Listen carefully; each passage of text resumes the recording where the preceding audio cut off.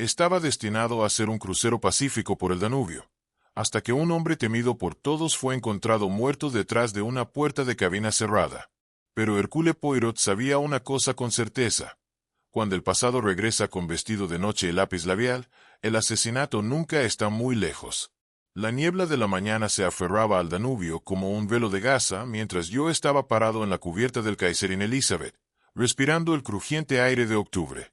Según mi amigo Hercule Poirot, esto sería un viaje más restaurativo, un crucero pacífico por el corazón de Europa, muy alejado de los enredos criminales que parecían seguirnos donde quiera que fuéramos en Londres. La oportunidad se había presentado inesperadamente. Poirot había sido consultado por una rica viuda austriaca con respecto a unas joyas faltantes, un caso que resultó ser nada más que una anciana olvidadiza y una gema fuera de lugar. Sin embargo, la agradecida clienta había insistido en obsequiarnos 2 boletos de primera clase para el viaje inaugural del Kaiserin Elizabeth, declarando que un detective del calibre de Poirot merecía nada menos que las mejores comodidades. Mon ami, había declarado Poirot al proponerlo, aceptemos esta generosa oferta. Las pequeñas células grises requieren de vez en cuando un descanso merecido. ¿Qué mejor que las tranquilas aguas del Danubio y la compañía civilizada de otros viajeros? Además, había agregado con un brillo en los ojos, sería descortés rechazar tal amabilidad. Cuán equivocado estaba, porque aunque el Kaiserin Elizabeth era de hecho un magnífico navío, con sus accesorios de latón brillando a la pálida luz del sol y sus pasillos con paneles de caoba que evocaban la elegancia del viejo mundo, el peligro se ocultaba entre sus pasajeros. La embarcación llevaba quizás a unos 30 pasajeros, una selección cuidadosamente escogida de aquellos que podían permitirse un alojamiento tan lujoso.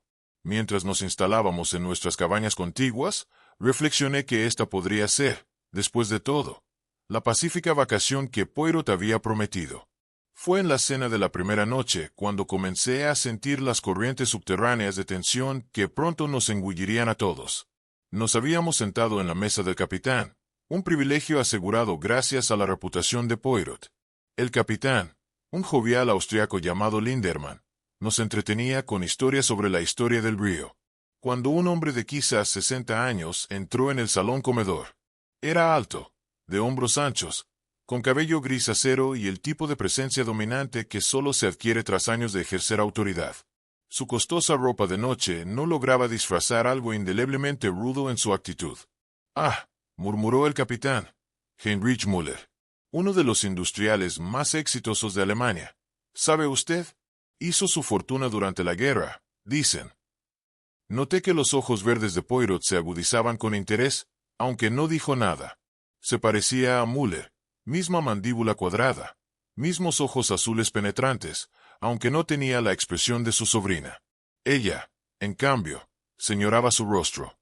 Arreglada en un sofisticado chignon, su vestido de noche negro era de la última moda de París. Entonces, Müller se acercó a nuestra mesa, ligeramente desdeñoso al pronunciar la palabra detective, pero extendió su mano lo suficiente. Estoy aquí puramente por el placer del viaje, aunque confieso que ya me encuentro intrigado por la atmósfera psicológica de nuestros compañeros pasajeros. Atmósfera psicológica. La risa de Müller no fue del todo convincente. Seguramente lee demasiado entre líneas, monsieur. Simplemente somos viajeros en busca de relajación. Poirot asintió con serenidad. Sin embargo, observe, si lo desea, como la mera mención de su nombre parece alterar la tranquilidad del salón comedor. Seguí la mirada discreta de Poirot, y vi que tenía razón. La joven Greta ahora miraba a su tío con una expresión de desesperación apenas disimulada. El señor Brenner había abandonado su mesa y se dirigía hacia las puertas del salón, pero no antes de lanzar a Müller una mirada de tal odio que me hizo sentir profundamente incómodo. Lo más curioso de todo fue la condesa. Mientras Müller hablaba, había estado quitándose sus guantes de la tarde, pero cuando su voz se alzó en una explosión particularmente fuerte de alemán, los guantes cayeron al suelo. Sus manos temblaban ligeramente mientras se inclinaba a recogerlos. Müller, llamó una voz desde el otro lado de la habitación. Un hombre delgado, con cabello gris y gafas de montura de alambre, se acercó a nuestra mesa. Espero que se sienta bien esta noche. La emoción del viaje puede ser bastante exigente para alguien de su delicada constitución. La cara de Muller se oscureció. Richter, te he dicho antes que no necesito tu constante solicitud. Estoy perfectamente bien. Por supuesto, respondió el médico con suavidad. Pero debe recordar lo que discutimos sobre sus nervios, la importancia de evitar cualquier estrés innecesario. Después de que el médico se retiró, Muller se excusó con bastante brusquedad, murmurando algo sobre verificar la seguridad de su puerta. Lo vi marcharse. ¿Notó eso? No. Murmuré a Poirot mientras nos quedábamos solos con el capitán. Para una dama de su clase. Compartí estas observaciones con Poirot mientras nos parábamos en la cubierta, observando las luces de un pequeño pueblo en la oscuridad. El frío de la noche me envolvía, y me sentí de repente ansioso por la calidez y seguridad de mi cabina. Sin embargo, las voces se volvieron más agitadas, y escuché el sonido inconfundible de los pasos pesados del capitán apresurándose frente a mi puerta. En el pasillo, cerca de la cabaña de Heinrich Müller, vi al capitán Linderman hablando en voz baja con Franz, el mayordomo que asistía a nuestra sección del barco. Cierto, respondí, pero parece centrarse alrededor de la cabaña del señor Müller. Las cejas de Poirot se alzaron con interés. De hecho, entonces, quizás deberíamos ofrecer nuestra asistencia al buen capitán Linderman. Nos dirigimos a través de la pequeña multitud de pasajeros hacia el capitán, quien acogió nuestro acercamiento con evidente alivio. Monsieur Poirot, dijo, su jovialidad habitual reemplazada por grave preocupación. Me temo que tenemos una situación seria. Herr Müller parece estar muerto. —¿Muerto? —exclamé. —¿Pero cómo? ¿Qué ha pasado? El capitán levantó las manos. Franz aquí lo descubrió cuando trajo el café de la mañana. La puerta estaba cerrada desde dentro, y cuando no hubo respuesta a sus golpes, usó su llave maestra. Müller fue encontrado desplomado sobre su escritorio. Bajó la voz. Parece que puede haberse quitado la vida. Los ojos de Poirot se agudizaron con interés profesional. Y la cabaña permanece intacta. Precisamente como la encontró Franz, confirmó el capitán. No he permitido que nadie entre, excepto yo mismo para una breve inspección. Pensé que, dada su experiencia. Muy natural, respondió Poirot. Con su permiso, capitán, me gustaría examinar la escena. Hastings, ¿me ayudarás? El capitán asintió con gratitud y produjo una llave. Por favor, Monsieur Poirot. Cualquier ayuda que pueda brindar sería más que bienvenida. Cuando nos acercamos a la puerta de la cabaña de Müller, noté que los otros pasajeros comenzaban a dispersarse, aunque no sin considerables susurros. Vi el rostro pálido de Greta Hoffmann mientras se retiraba a su cabaña, y observé a la doctora Richter ajustarse los anteojos con nerviosismo mientras hablaba con Otto Brenner en tonos bajos. La puerta de la cabina se abrió para revelar una escena de aparente tragedia final. Heinrich Müller estaba desplomado sobre el pequeño escritorio de escritura, con la cabeza descansando sobre los brazos cruzados. Un vaso de brandy vacío reposaba junto a su mano derecha, y una hoja de papel yacía parcialmente oculta bajo su codo. La cabina en sí estaba sorprendentemente ordenada, mucho más de lo que habría esperado, considerando la apariencia generalmente desaliñada de Müller durante la cena. «Voila», murmuró Poirot, pisando cuidadosamente dentro de la cabina. El aparente suicidio de Heinrich Müller. Pero observe, mon ami, observe todo, y dígame lo que ve. Seguí su mirada por la pequeña pero lujosa cabina. La cama estaba hecha con precisión militar, cada prenda colgada o doblada con esmero meticuloso. El escritorio solo contenía los artículos esenciales, el vaso de brandy, el papel, una pluma fuente y una pequeña cartera de cuero. Es notablemente ordenado, observé, casi antinaturalmente. Precisamente, asintió Poirot. ¿Y qué más le sorprende de nuestro desafortunado Herr Müller? Estudié la escena con más atención. Bueno, está completamente vestido, incluso con los zapatos puestos. Bastante extraño, si realmente planeaba terminar su vida en su propia cabina. Tres bien, y el vaso de brandy. Me incliné con cuidado, procurando no alterar nada. Está vacío, naturalmente, pero hay un brillo peculiar en el borde, casi como si... Hice una pausa, dudoso. ¿Cómo qué, Hastings? Como si Pudiera haber lápiz labial, dije finalmente, sintiéndome un poco tonto. Pero, seguramente eso es imposible. Los ojos de Poirot brillaron con satisfacción. Imposible, o simplemente inesperado. Continúe sus observaciones. Dirigí entonces mi atención al papel bajo el codo de Müller. En una letra inestable, alguien había escrito: «Ya no puedo soportar el peso de mis pecados pasados. Los fantasmas de la guerra no me dejan descansar. Elijo terminar con mi sufrimiento. Que Dios me perdone. Heinrich Müller». La nota de suicidio, dije. Bastante melodramática, ¿no cree? En efecto, asintió Poirot. ¿Y la letra? ¿Qué opina de ella? Examiné el trazo con atención. Definitivamente inestable, como se esperaría de un hombre en tal angustia. Pero hay algo extraño. No sabría decir, tal vez la forma de las letras, el espaciado. Antes de que pudiera continuar, el capitán Linderman apareció en la puerta. «Monsieur Poirot, lamento interrumpirlo, pero el doctor Richter ha llegado. Insiste en examinar el cuerpo». «Por supuesto», respondió Poirot. «Pero antes, capitán, ¿era Müller de los que solía mantener su cabina en tan perfecto orden?»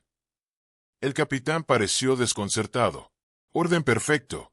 En realidad no. Franz a menudo se quejaba del estado de su cabina.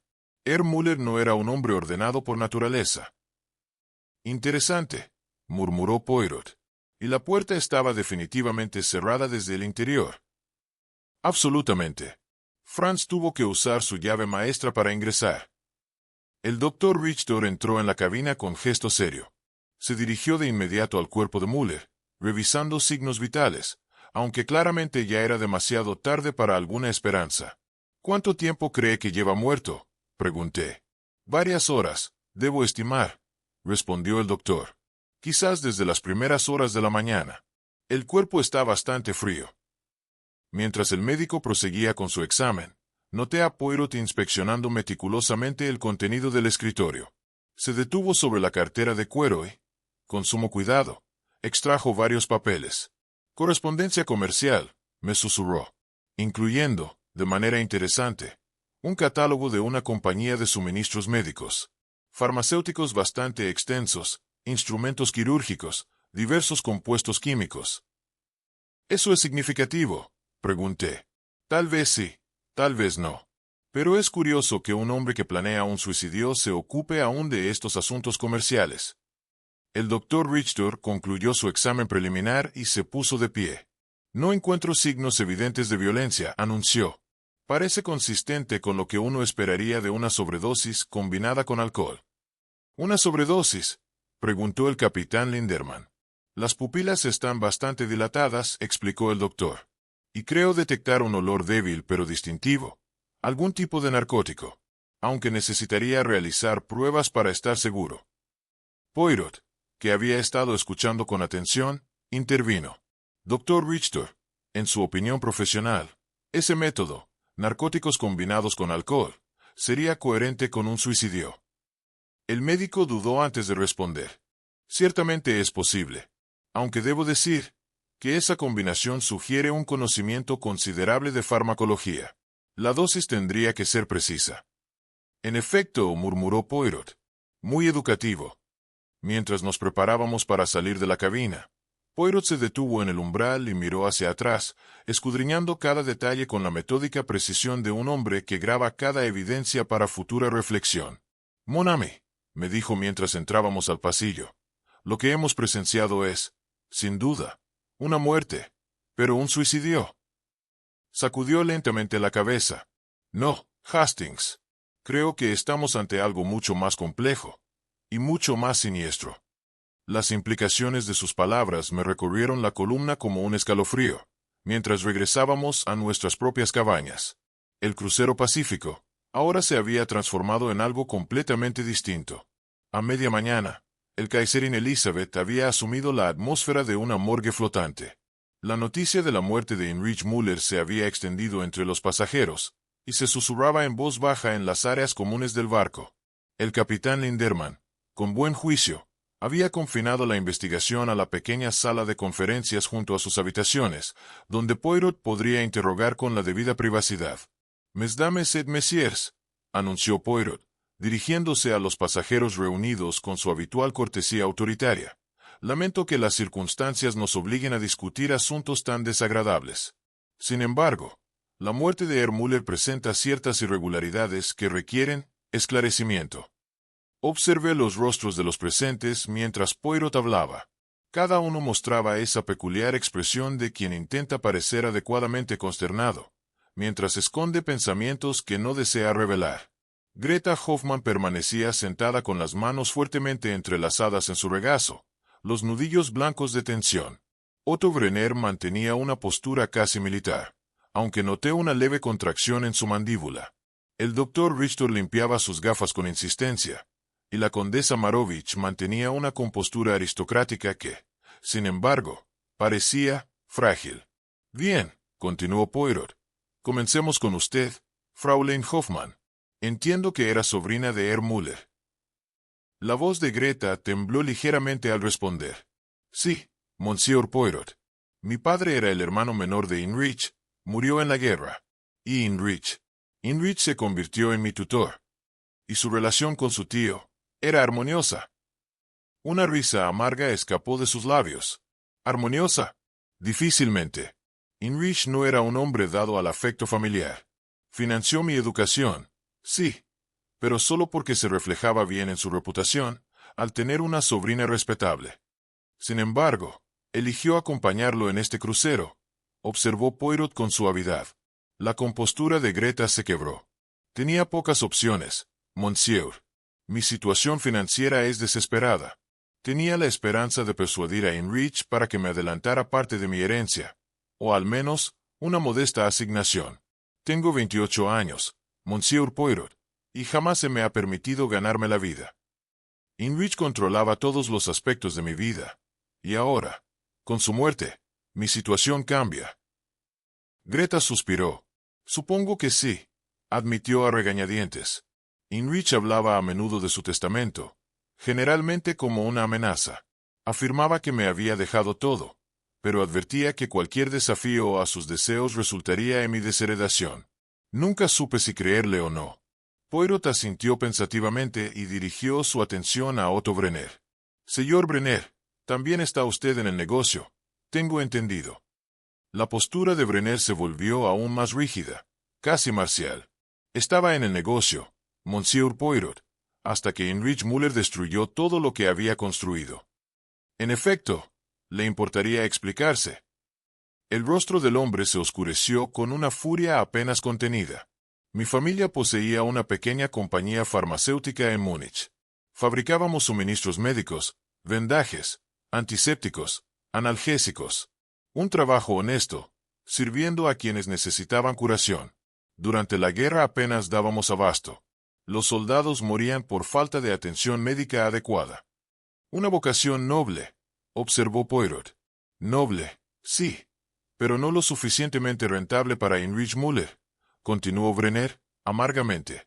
Se nos acercó en 1943, ofreciendo comprar todas nuestras acciones a un precio que parecía generoso.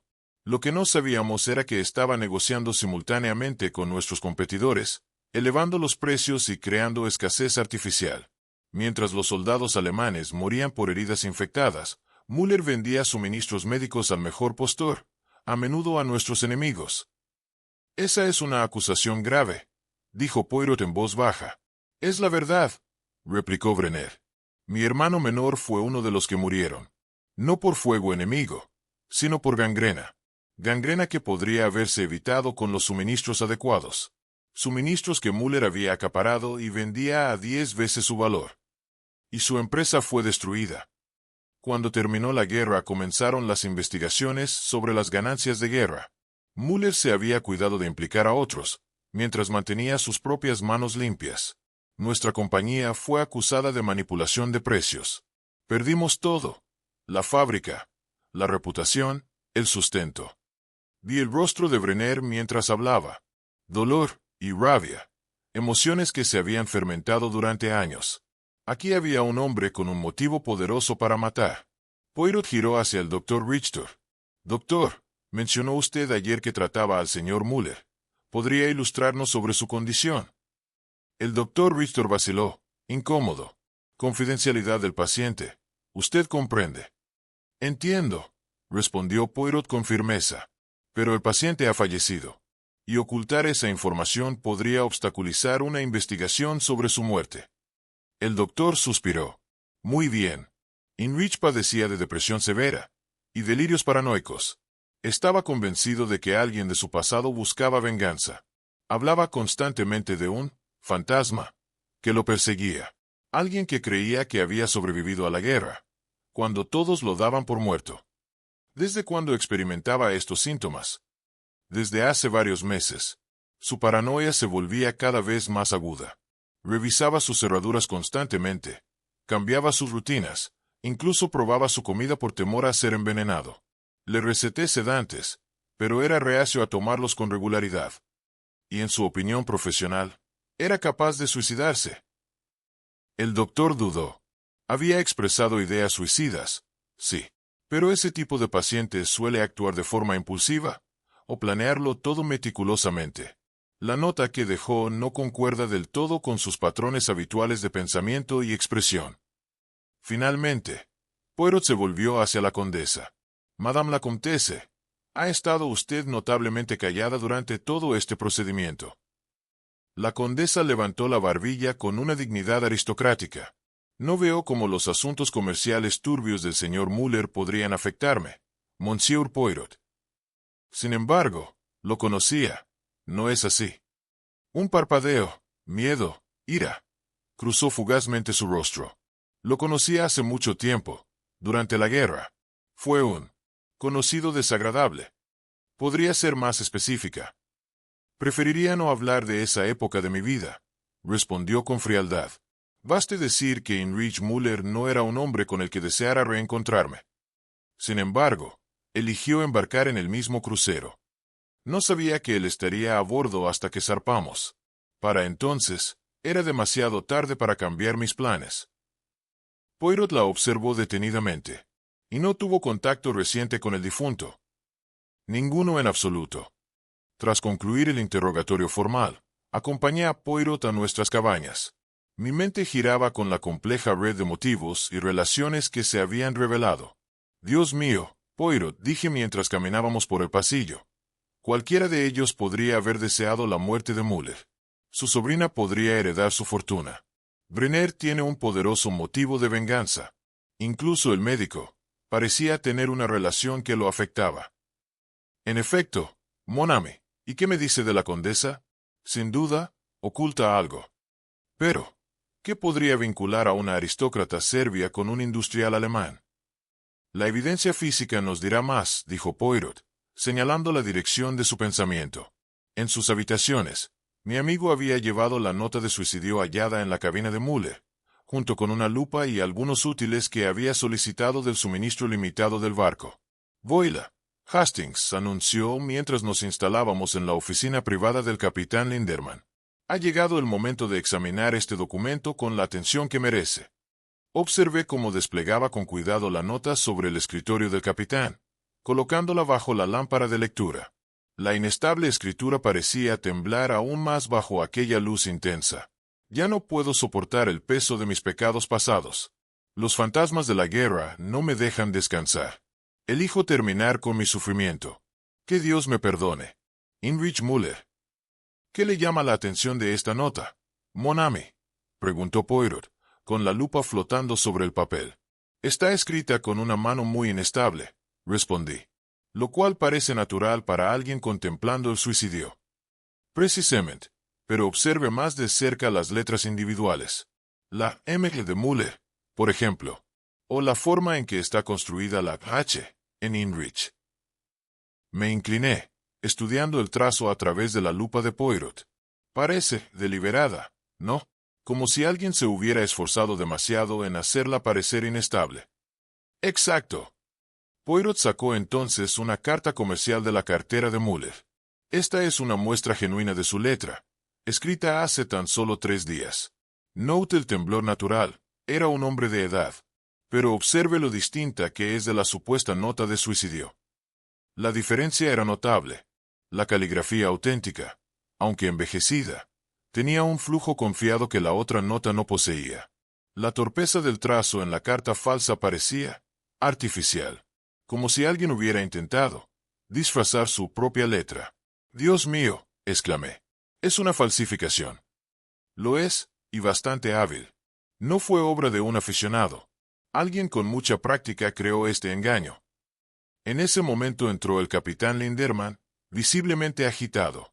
«Monsieur Poirot, ¿ha avanzado en su investigación? Los pasajeros están cada vez más inquietos, y los propietarios del barco exigen respuestas». «En efecto, capitán, hemos avanzado significativamente», respondió Poirot con calma. «La nota de suicidio es una falsificación. Estamos lidiando con un asesinato, no con un suicidio». La expresión del capitán se congeló. «Pero primero, debemos determinar quién, entre nuestros sospechosos, tuvo acceso a muestras de la escritura del señor Müller». Nuestra investigación sobre esta cuestión resultó reveladora.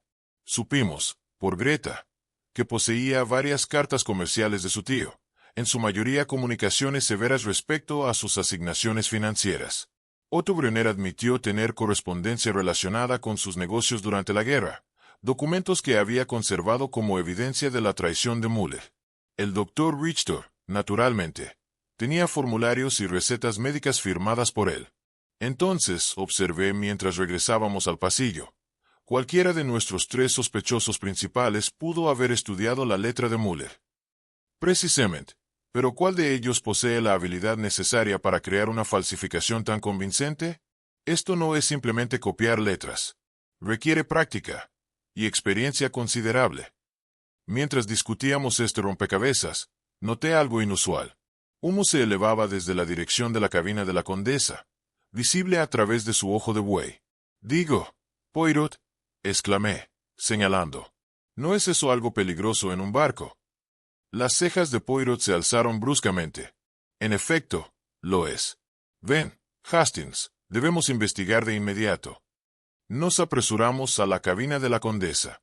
Llamé firmemente a la puerta. «Madame la Comtesse, notamos humo. Todo está bien».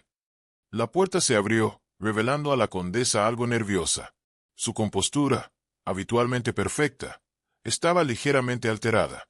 Detrás de ella, una pequeña chimenea ardía alegremente.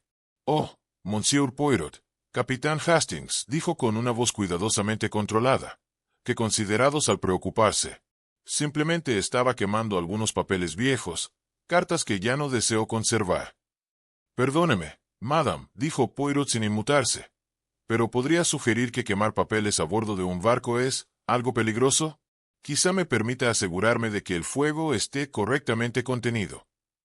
Antes de que pudiera objetar, Poirot ya había entrado en la cabaña. Lo seguí, notando que la condesa claramente se sentía incómoda con nuestra presencia. La chimenea ardía bien, y pude ver los restos carbonizados de varios documentos. «Cartas de amor, ¿comprenden?», dijo rápidamente. «De hace mucho tiempo. Una mujer de mi edad prefiere no recordar antiguos enredos románticos». Poirot asintió con simpatía, aunque sus ojos estudiaban las cenizas con intenso interés. «Por supuesto, madame. Todos tenemos recuerdos que preferiríamos olvidar». Después de asegurarse de que el fuego estaba controlado, nos retiramos. Pero no antes de que Poirot lograra extraer disimuladamente una pequeña muestra de las cenizas, habilidad que había perfeccionado durante nuestras muchas investigaciones juntos. «Lo más conveniente», murmuró mientras nos alejábamos, «que la condesa eligiera justo este momento para destruir correspondencia personal». «¿Crees que el momento es sospechoso, mon ami?» «En mi experiencia, cuando la gente comienza a quemar documentos durante una investigación de asesinato, esos documentos rara vez son cartas de amor». Esa noche, mientras nos vestíamos para cenar, François, el mayordomo, se nos acercó con información más que intrigante. «Monsieur Poirot», dijo en voz baja, «recordé algo sobre la noche en que Müller murió. Llegué tarde. Mi artritis. ¿Comprende? A veces me detiene. Caminaba por los pasillos y vi a alguien cerca de la cabina del señor Müller, muy tarde por la noche». «¿De veras? ¿Y qué hora era, François?» «Las 2 de la mañana, estimo». «Considere, Hastings», dijo Poirot, sosteniendo un fragmento parcialmente conservado entre sus pinzas. Esto no es el papel que uno esperaría de cartas de amor. Es un papel mucho más grueso, el tipo usado para documentos oficiales. Estudié el fragmento. Aunque parcialmente quemado, podía distinguir lo que parecía ser parte de un sello gubernamental, y varias letras que podrían haber formado parte de un nombre. ¿Documentos oficiales?, pregunté. ¿Qué tipo de documentos oficiales necesitaría quemar una condesa serbia en estas circunstancias? Mientras me preparaba para dormir, me sentía más confundido que nunca. La falsificación de la nota había eliminado la posibilidad de suicidio, pero también había abierto una red aún más enredada de preguntas. ¿Quién, entre nuestros sospechosos, tenía la habilidad para semejante engaño? Ese crucero, que Poirot había imaginado como un descanso relajante, se estaba revelando como todo lo contrario, y yo sentía que apenas habíamos comenzado a rascar la superficie del engaño que rodeaba la muerte de Heinrich Müller. A la mañana siguiente, un cielo gris y nevado cubría el horizonte, y el ambiente a bordo parecía más sombrío. Los pasajeros comenzaron a dividirse en pequeños grupos, desconfiados. Otto Brenner desayunaba solo en una esquina, su porte militar aún más rígido. Greta Hoffmann recogía nerviosamente su desayuno, sus ojos recorriendo la sala con evidente ansiedad. El capitán Linderman había sellado la cabina en espera de nuestra investigación. Con su permiso, comenzamos una búsqueda sistemática de las pertenencias del fallecido. Lo primero que encontramos fue una vieja fotografía de guerra, amarillenta por el tiempo. Mostraba a una mujer con uniforme de enfermera. Su rostro había sido deliberada y violentamente raspado con una pluma o algún objeto afilado. ¡Qué curioso!, observé. Alguien se ha esforzado mucho por borrar el rostro de esta mujer. Poirot estudió la imagen con gran interés. En efecto, y observe el entorno. Hastings. Esto parece un hospital de campaña. Note la carpa médica al fondo. El uniforme de la mujer sugiere que era enfermera, posiblemente trabajando en la misma zona que nuestro Müller. Pero, ¿por qué borrar su rostro tan brutalmente? Esa es la pregunta. Nadie desfigura una fotografía, a menos que el sujeto despierte emociones muy intensas, amor, odio, o quizás, culpa. Nuestra revisión de los efectos personales de Müller reveló varios elementos más de interés. Entre sus documentos comerciales, hallamos correspondencia detallada sobre suministros farmacéuticos, incluyendo varias facturas de cantidades inusualmente grandes de morfina, antibióticos e instrumentos quirúrgicos. Las fechas de los documentos eran de la época de guerra, y los precios eran astronómicos. ¡Cielos!, exclamé, sosteniendo una factura particularmente condenatoria. Estaba cobrando 10 veces el precio normal por estos suministros básicos. Precisamente. Y observe los destinos. Algunos de estos envíos iban a lugares que habrían estado en manos enemigas. Fue entonces cuando Otto Brenner apareció en la puerta. Su rostro estaba sombrío. Monsieur Poirot, entiendo que está examinando los documentos de Heinrich. Quizás ha llegado el momento de que le cuente toda la verdad sobre sus actividades durante la guerra. Nos reunimos en la pequeña sala de conferencias. El relato de Brenner resultó incluso más condenatorio de lo que habíamos imaginado.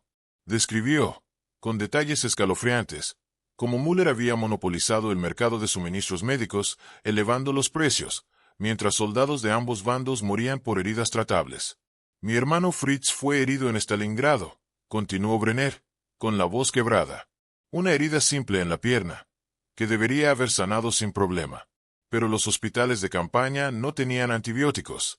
Müller los había comprado todos, y los vendía al mejor postor, sin importar qué ejército podía pagar. Fritz murió de gangrena, junto con docenas de otros jóvenes. Y después de la guerra, provocó suavemente Poirot, Heinrich era inteligente. Había mantenido registros cuidadosos, pero implicó a otros mientras mantenía su propia participación oculta. Cuando comenzaron las investigaciones de crímenes de guerra, la compañía de mi familia fue acusada de especulación. Heinrich había organizado el papeleo para que pareciera que éramos nosotros quienes inflábamos los precios. Un engaño más sofisticado, observó Poirot. Nos destruyó por completo, no solo financieramente, sino socialmente. Mi padre murió de vergüenza, convencido de que su nombre se asociaría para siempre con la avaricia. Mi madre nunca se recuperó de la desgracia. Y Fritz. Fritz murió por la codicia de Heinrich. Después de que Brenner se fue, buscamos al doctor Richter, quien nos había estado evitando desde la mañana. Lo encontramos en la pequeña bahía médica del barco, revisando lo que parecían ser archivos de pacientes. Doctor, dijo Poirot sin preámbulo, creo que es hora de que nos diga la verdad completa sobre la condición de Heinrich Moeller. El doctor Richter se quitó las gafas y las limpió nerviosamente. Tenía la esperanza de mantener la confidencialidad del paciente, pero dadas las circunstancias, lo interrumpió Poirot con firmeza, son que su paciente está muerto, y estamos investigando su asesinato. Muy bien, suspiró el médico. Heinrich sufría lo que solo puedo describir como delirios paranoicos severos. Estaba convencido de que alguien de su pasado, alguien que creía muerto, en realidad seguía con vida, y lo estaba buscando para vengarse. ¿Mencionó a algún individuo específico?, preguntó Poirot. Habló de una mujer, una enfermera que había conocido durante la guerra. Afirmó que ella había descubierto sus arreglos comerciales y lo había amenazado con exponerlo. Según Heinrich, murió en una redada de bombardeo, pero él se convenció de que, de algún modo, había sobrevivido, y ahora lo cazaba. ¿Y lo trató por esta condición? Prescribí sedantes, respondió el doctor, y le aconsejé que buscara atención psiquiátrica. Pero Heinrich era un hombre orgulloso. Se negó a creer que sus temores fueran irracionales. Insistía en que esta mujer era real, que estaba cerca de él, y que ella tenía la intención de hacerle pagar por sus crímenes. Doctor, dijo Poirot con cuidado, en su examen del cuerpo, ¿notó algo inusual en los compuestos en el sistema de H. Müller? El doctor Richter dudó. En realidad, sí. Además de los narcóticos que lo mataron, había rastros de varias otras sustancias. Sedantes suaves, ciertamente, pero también algunos compuestos bastante inusuales que no pude identificar de inmediato. ¿Inusuales en qué sentido?, preguntó Poirot. ¿Parecían demostrar un conocimiento experimental de farmacéutica? Decidimos investigar la historia de la condesa sobre su finca serbia. A través de la conexión inalámbrica del barco, contactamos a varias autoridades europeas y solicitamos información sobre las propiedades de la familia Marovich. La respuesta, cuando llegó, fue esclarecedora. Según el gobierno serbio, la finca Marovich había sido destruida durante la guerra, pero más significativamente, los registros familiares no mostraban ninguna heredera sobreviviente. El supuesto castillo familiar de la condesa no había sido destruido por bombardeo, sino demolido por el ejército alemán en 1944. «Tres interesan», murmuró Poirot, leyendo el mensaje inalámbrico. La historia de la condesa tiene varias inconsistencias significativas. ¿Crees que está mintiendo sobre su identidad?, pregunté. Creo, mon ami, que nuestra elegante condesa no es quien dice ser. La pregunta es, ¿quién es realmente? ¿Y cuál es su conexión con Heinrich Müller? Esa noche, mientras nos preparábamos para lo que sería nuestra cena final a bordo del Kaiserin Elizabeth, sentí como la inquietud crecía. La fotografía de la misteriosa enfermera, los compuestos inusuales en el sistema de Müller, los antecedentes fabricados de la condesa. Todo parecía apuntar hacia una sola y perturbadora conclusión. Poirot, dije, ajustándome la corbata, ¿crees que es posible que esta misteriosa enfermera, la que Müller creía que lo cazaba, en realidad esté viva? Ah, Hastings, comienzas a ver la forma de la verdad. No solo es posible, es probable. La pregunta es, ¿cuál de nuestros sospechosos es ella? Mientras nos dirigíamos al salón del comedor, reflexioné sobre la rapidez con que nuestros tranquilos días a bordo se habían transformado en una compleja investigación de asesinato, sintiendo que las revelaciones más impactantes aún estaban por venir. «Venga de inmediato», gritó un marinero. «El señor Brenner ha solicitado hablar con Monsieur Poirot de inmediato. Afirma que desea confesar el asesinato de Heinrich Müller». Me vestí apresuradamente y acompañé al capitán a la cabina de Poirot, donde encontramos a mi amigo ya acomodado, a pesar de la hora temprana. Su corbata estaba perfectamente anudada, su postura impecable. Todo en él irradiaba esa precisión característica. El peso del engaño colgaba en el aire.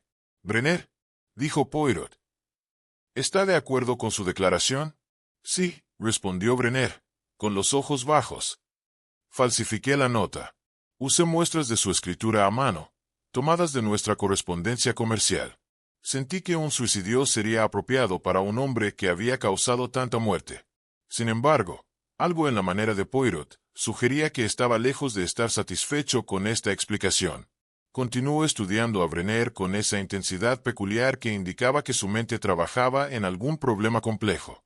«Dígame, señor Brenner», dijo Poirot suavemente. Cuando entró en la cabina de Muller, ¿qué estaba haciendo? ¿Escribiendo? ¿Tal vez? ¿Revisando papeles? Sí, asintió Brenner. Parecía estar trabajando hasta tarde. Yo entré, y luego, el vaso de brandy. ¿Dónde lo colocó exactamente después de que él lo consumiera? En el escritorio, junto a su mano derecha. Arreglé la escena para que pareciera lo más natural posible. Fue entonces cuando notamos la presencia de la condesa Marovich, entrando repentinamente en la habitación. Aunque no había sido convocada, su compostura, habitualmente perfecta, parecía ahora tensa. Se movía con una energía nerviosa, completamente opuesta a su calma aristocrática habitual. «Espero no estar entrometiéndome», dijo, su voz con un ligero temblor. «Escuché que hubo desarrollos en la investigación. De hecho, madame», respondió Poirot con gentileza. «El señor Brenner ha confesado el asesinato de Heinrich Müller». La reacción de la condesa fue peculiar.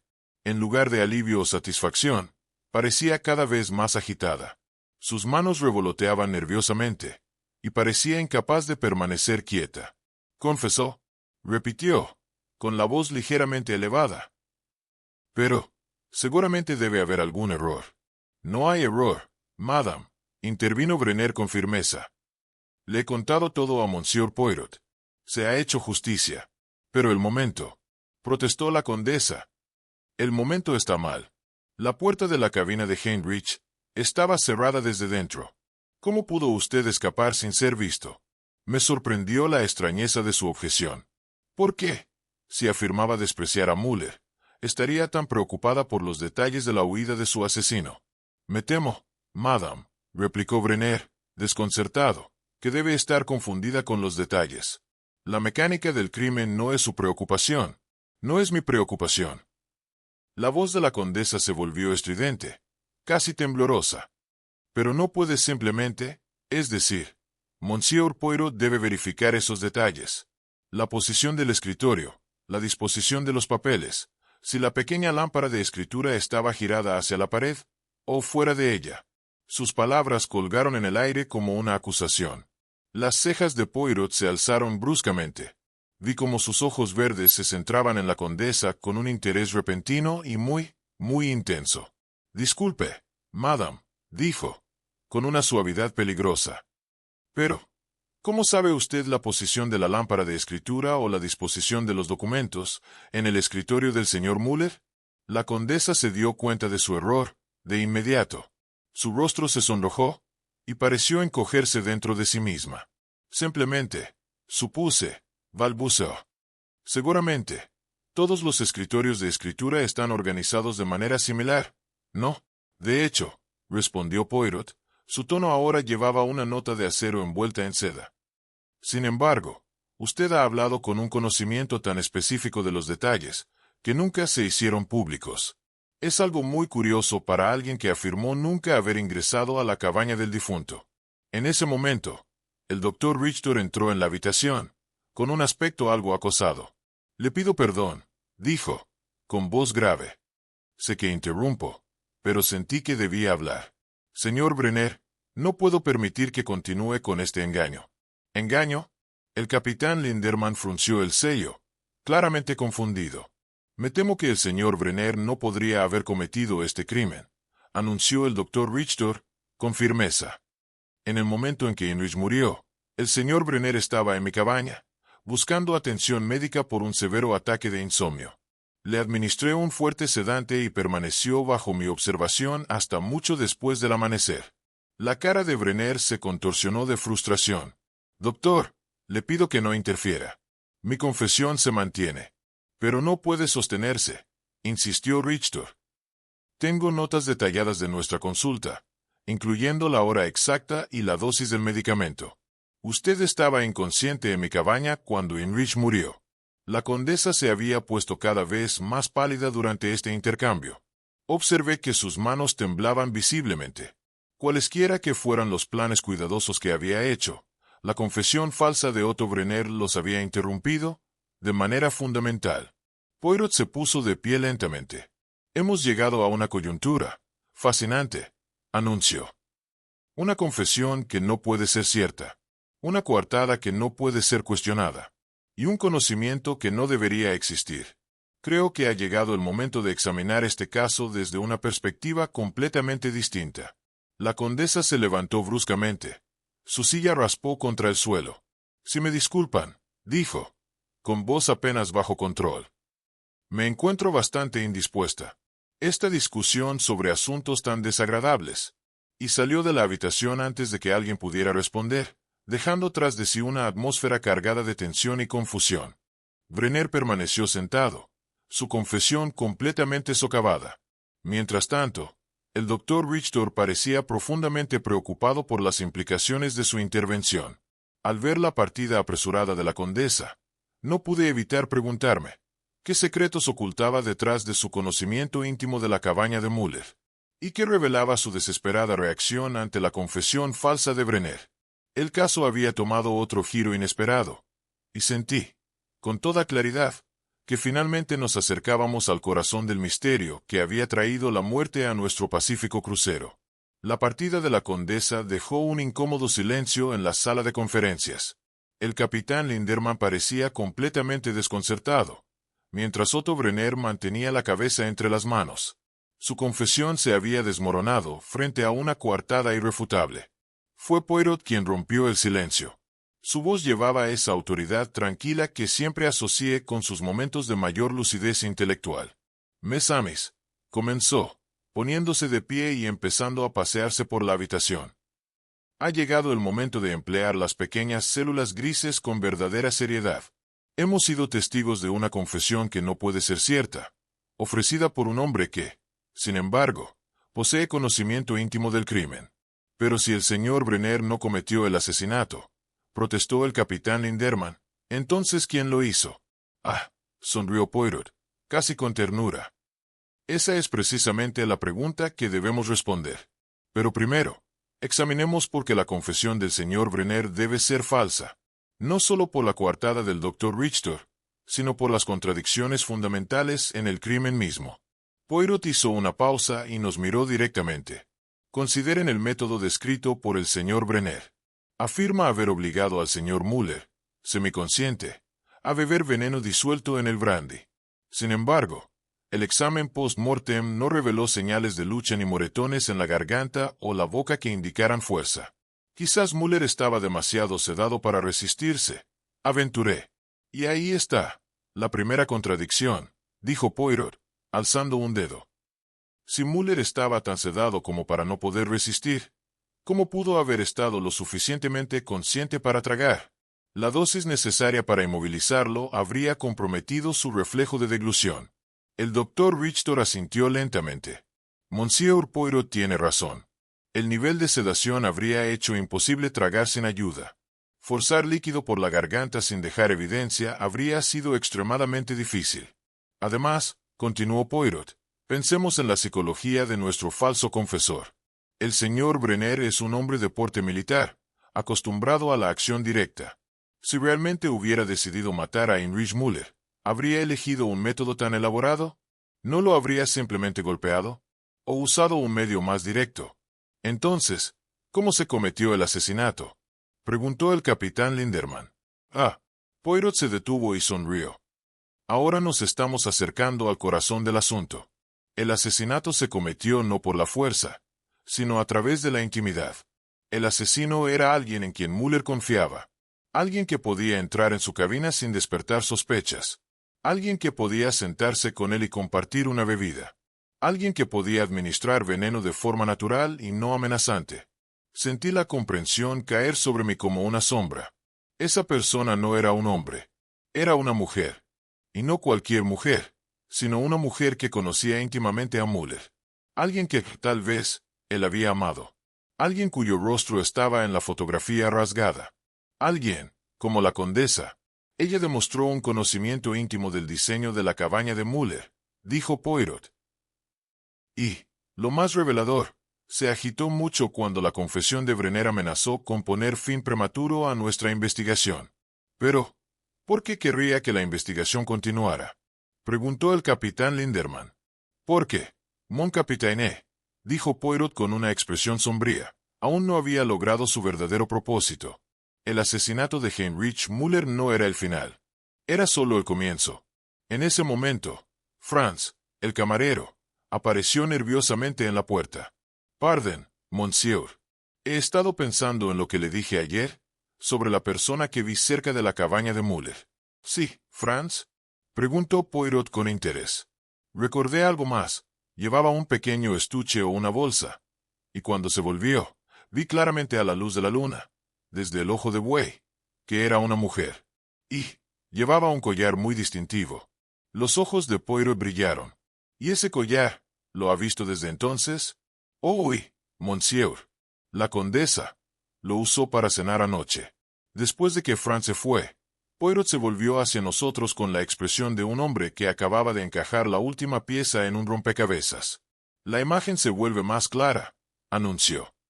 «Estamos tratando con una mujer que ha pasado años planeando su venganza, no solo por ella misma, sino por todos los que sufrieron y murieron por la codicia de Heinrich Müller. Ha asumido una identidad falsa, se ha colocado cuidadosamente y ha esperado el momento perfecto para atacar». «¿Pero quién es ella, realmente?», pregunté, con el corazón latiendo fuerte. «Ah, ahí es donde entran los mensajes inalámbricos que envié ayer», respondió Poirot, sacando un telegrama doblado de su bolsillo. «He recibido noticias de las autoridades alemanas con respecto a la historia personal de Heinrich Müller. Parece que se casó durante la guerra con una joven llamada Anna Kellner, que trabajaba como enfermera en un hospital de campaña. Fue reportada asesinada en una redada de bombardeos en 1944, pero su cuerpo nunca fue recuperado. Las implicaciones de esta revelación me golpearon como un impacto físico. «Dios mío», exclamé. «¿Te refieres a que la condesa es, en realidad?»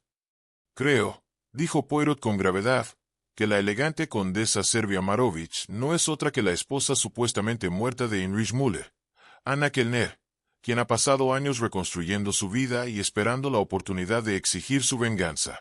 Pero ¿por qué no simplemente exponerlo? ¿Por qué asesinar? Porque la exposición no habría sido suficiente. Anna Kellner murió en esa incursión de bombardeo. Hastings murió tan seguramente como si hubiera sido enterrada bajo los escombros. La mujer que salió de la guerra era alguien más, alguien que había presenciado el verdadero costo de la codicia de su esposo y había determinado que debía pagar el precio final. Me encontré luchando por procesar la compleja psicología detrás de un engaño tan elaborado. La paciencia que debe haber requerido, murmuré, la planificación cuidadosa, la suposición de una identidad completamente nueva. En efecto, y ahora, añadió Poirot con tono urgente, debemos determinar su objetivo final. Porque estoy convencido de que la muerte de Heinrich Müller no fue el final de su plan, sino simplemente el primer paso en un esquema más complejo. Como si nuestra conversación la hubiese convocado. Unos pasos resonaron en el corredor afuera. Escuchamos la voz de la condesa hablando con urgencia a alguien. Poirot se movió rápidamente hacia la puerta y la abrió ligeramente, lo que nos permitió observarla en conversación acalorada con el operador inalámbrico del capitán Linderman. «Es más urgente», estaba diciendo. «El mensaje debe enviarse inmediatamente a las autoridades suizas. Hay ciertos acuerdos financieros que deben completarse antes de llegar al puerto». Poirot cerró la puerta en silencio y se volvió hacia nosotros con expresión sombría. «Creo, mon ami, que estamos a punto de presenciar la segunda fase de la larga venganza planificada de Anna Kellner. Y, a menos que actuemos rápidamente, aún podría escapar de la justicia por sus crímenes». El conocimiento de que estábamos tan cerca de la verdad, pero aún vulnerables a las maquinaciones finales del asesino, me llenó con una sensación de anticipación urgente. El crucero pacífico que nos había llevado hasta este punto estaba a punto de llegar a su dramática conclusión, y sentí que las próximas horas determinarían si la justicia realmente se serviría. El secreto de la condesa. El sol de la tarde arrojaba largas sombras a través del caisser en el salón principal de Elizabeth, mientras Poirot solicitaba que todos los pasajeros se reunieran para lo que él llamó la aclaración final de este asunto más complejo. La atmósfera estaba cargada de tensión mientras nuestro pequeño grupo se reunía. Greta Hoffmann, pálida y ansiosa. Otto Brenner, manteniendo su porte militar a pesar de su fallida confesión. El doctor Prika, ajustando sus gafas nerviosamente. Y el capitán Linderman, visiblemente exhausto por los eventos de los últimos días. En particular, la condesa Marovich se había negado inicialmente a asistir, reclamando una enfermedad, pero Poirot había insistido con una autoridad tan tranquila que finalmente apareció, su compostura aristocrática habitual ahora visiblemente tensa. «Madame et Messieurs», comenzó Poirot, de pie ante el grupo reunido, con las manos apretadas a su espalda. «Hemos sido testigos de un crimen extraordinario. No solo un asesinato, sino una orquestación elaborada de justicia que abarca muchos años. La muerte de Heinrich Müller no fue suicidio ni un delito de pasión, sino la culminación de una venganza cuidadosamente planificada que comenzó en las ruinas de la Europa en guerra». Hizo una pausa, sus ojos verdes inspeccionando cada rostro a su vez. «Antes de proceder a la identidad del asesino, primero entendamos la verdadera naturaleza de la víctima. Heinrich Müller no era simplemente un industrial exitoso. Era un hombre cuyo beneficio de guerra costó innumerables vidas. Mientras los soldados morían por heridas tratables, Müller acaparaba suministros médicos y los vendía al mejor postor, sin importar la nacionalidad o la necesidad. La condesa se removió incómoda en su asiento, sus manos apretando los brazos de la silla. Entre los que sufrieron por la codicia de Müller, continuó Poirot, se encontraba una joven enfermera llamada Anna Kellner, que trabajaba en un hospital de campaña y fue testigo de primera mano de la muerte de hombres que podrían haber sido salvados. Hizo una pausa significativa. Anna fue más que una testigo de estas tragedias. Ella era la esposa de Heinrich Müller. Un jadeo colectivo surgió entre los pasajeros reunidos. Los ojos de Greta Hoffmann se abrieron de par en par por el SOC, mientras Otto Brenner se inclinaba hacia adelante con intenso interés. Anna Kellner murió en aquel hospital de campaña, dijo Poirot, no por bombas enemigas, sino por el terrible conocimiento de los crímenes de su esposo. La mujer que emergió de aquella guerra era alguien completamente distinto, alguien que había determinado que debía hacerse justicia. Poirot se movió para pararse directamente frente a la condesa. «No es así, madame. Anna Kellner». La elegante fachada se rompió como un espejo astillado. El porte aristocrático de la condesa se derrumbó, y por un momento la mujer sofisticada fue reemplazada por alguien completamente más vulnerable y atormentado. «No puedes probar eso», susurró. Pero su voz no llevaba convicción. «Au contraire, madame», dijo Poirot con calma. «La evidencia es abrumadora.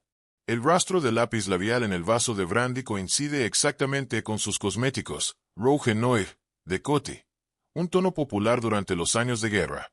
El collar de esmeraldas visto por Franz, el camarero, se encuentra entre sus pertenencias.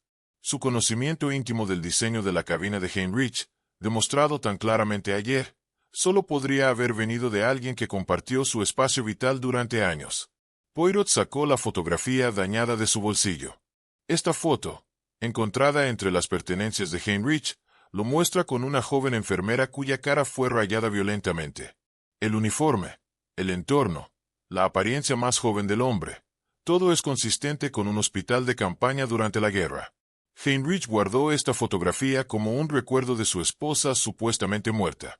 Pero el rostro tachado revela su culpa, y su desesperado intento de olvidar lo que había hecho. La condesa cerró los ojos.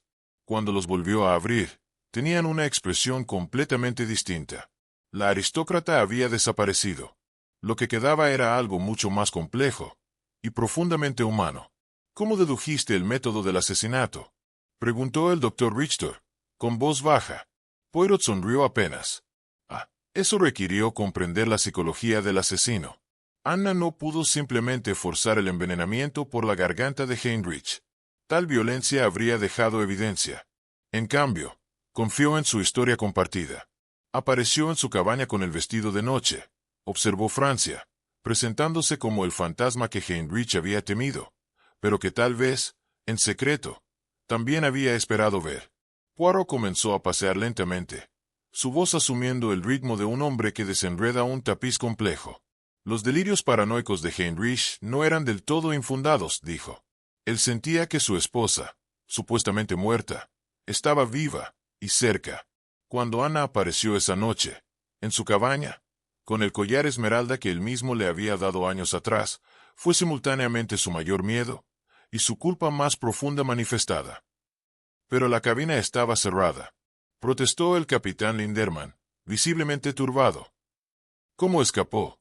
Ella no necesitaba escapar, mi capitán, respondió Poirot con serenidad. Anna nunca dejó con vida la cabaña de Heinrich, es decir, nunca se fue como la condesa Marovich. Permaneció con su esposo mientras él bebía el brandy envenenado.